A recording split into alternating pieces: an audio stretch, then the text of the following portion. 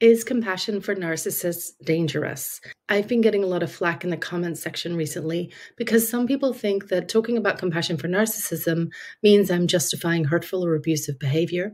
Some people also seem to think I'm suggesting that people stay in hurtful or abusive relationships in order to be nice or kind. In fact, nothing could be further from the truth. My name's Ruth Ann. I'm a clinical psychologist. I'm an expert in relationships and issues of narcissism. And in this video, I want to help you understand how compassion can help you if you're in a relationship with a highly narcissistic person, how it can help you to heal and recover after a very hurtful or abusive relationship.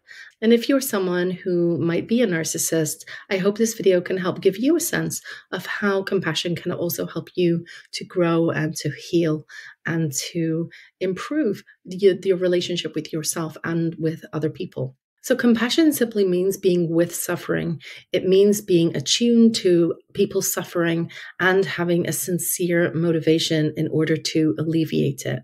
When I work with someone who's been through an abusive relationship or who's been very hurt in a relationship, perhaps with someone who's highly narcissistic, the first place that I would like you to start is nurturing self-compassion.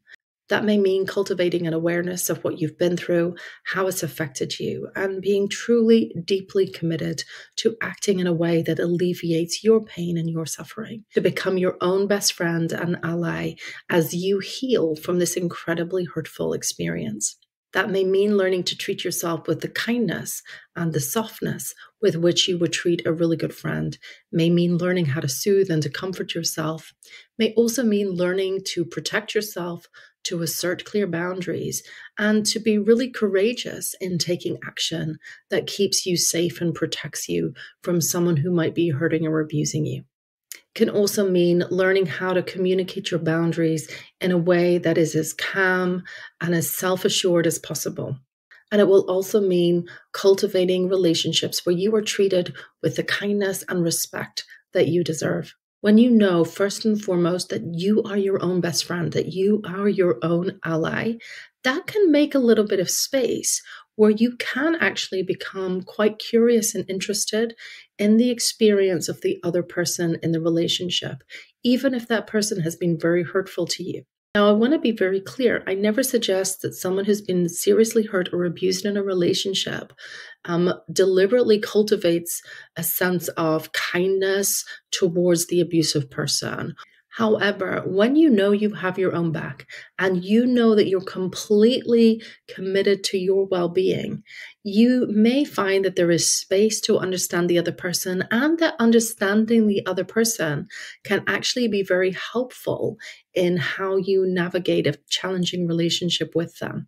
What most people don't really understand about narcissism is what drives some of the hurtful and sometimes abusive behaviors that some people who are narcissists engage in. At the heart of these behaviors is almost always a sense of shame and defectiveness, and a lot of self-loathing. And narcissists have learned to cope with that self-loathing and sense of shame by being extraordinary, by being powerful, by being strong, by being perfect, by being impressive or charming. They have a great fear of really being seen as an ordinary and flawed human being. And in fact, the most tragic aspect of this is that that ordinary, flawed human being is in fact the most lovable part of any of us. Because someone who's highly narcissistic fears the rejection of another person, fears being viewed with contempt or as a failure because they're ordinary and human, they can react with extreme defensiveness if they're challenged in any way, or they perceive even the most minor of criticism. Someone who's highly narcissistic both wants closeness and connection because they're human, but they also fear it because they fear being seen as flawed and ordinary and therefore being viewed as contemptible and being rejected. And so as you get close, it feels very vulnerable, and that can drive some very hurtful and in some cases very abusive behaviors. They may become very withdrawn, stonewall you, cut you out, become highly critical of you, and that's incredibly painful to be on the receiving end of. Now, understanding that that behavior is usually driven by shame and a sense of defectiveness doesn't justify or excuse the behavior, but it may help you to feel less personally attacked by it. It may help you to understand it and also free you from any kind of self-blame that you might have for that behavior. It can also free you from a real sense of rage because you can understand that while the behavior is inexcusable and incredibly hurtful, that it's often coming from an underlying place of deep vulnerability and shame. And that may allow you to stay a little steadier and calmer and more self assured as you navigate a difficult relationship with someone. Oftentimes, people do have a sense of compassion for a narcissistic person that they've been close to. And very often that's because you've actually seen their more vulnerable side. You've seen some of the hurt and the pain that drives some of their behaviors. And there's nothing wrong with that. That's not pathological. And actually, understanding that can be really helpful to you. But what I want you to understand about compassion is that it's concerned with the alleviation of suffering. It is not concerned with letting people off the hook, justifying inexcusable behavior, or simply being nice. One of the great Buddhist teachers, Rinpoche, actually talks about something called idiot compassion. And idiot compassion is simply being nice and kind to everyone, regardless of how they treat you.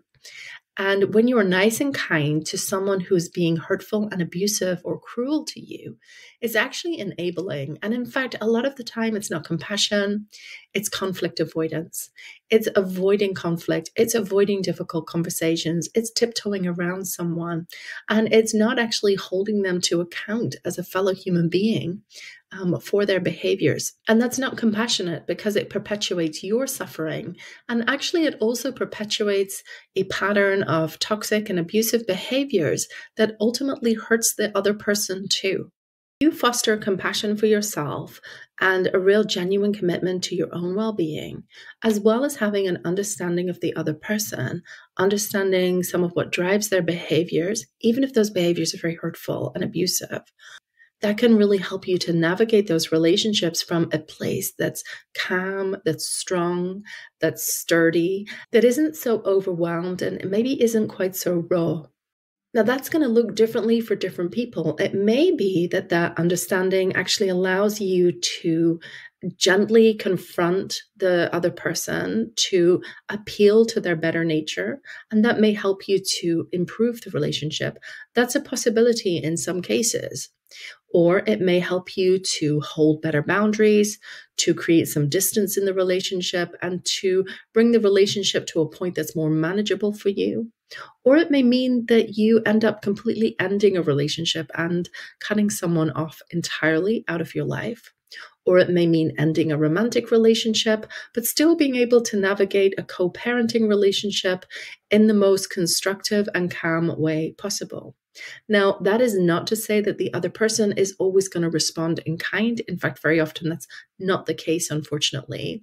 But having compassion, first of all, for yourself, and also having an understanding of what's driving the behaviors, again, can be very steadying and grounding and will probably allow you to navigate that relationship as best as humanly possible. Being compassionate allows you to stay calm, grounded and steady, and wise in how you navigate what can be some incredibly difficult relationships. So no, I don't think having compassion for narcissists is dangerous, but you do need to have compassion for yourself first and foremost, and be deeply committed to your own well-being so you make wise decisions that protect you and keep you safe.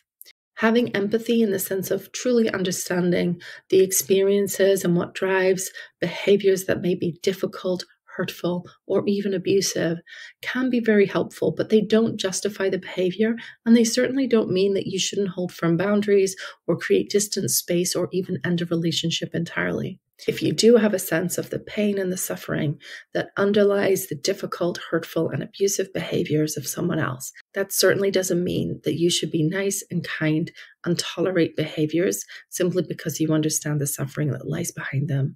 In fact, being compassionate also means having boundaries and not enabling people to continue in patterns of behaviors that are hurting other people and ultimately also hurting them. I hope this video is interesting and helpful. I'd love to hear what you think, so leave a comment. I hope it's cleared up some misconceptions about compassion and narcissism. If you like this video, hit the like button, subscribe if you'd like to hear more from me. I look forward to seeing you next time. In the meantime, take good care.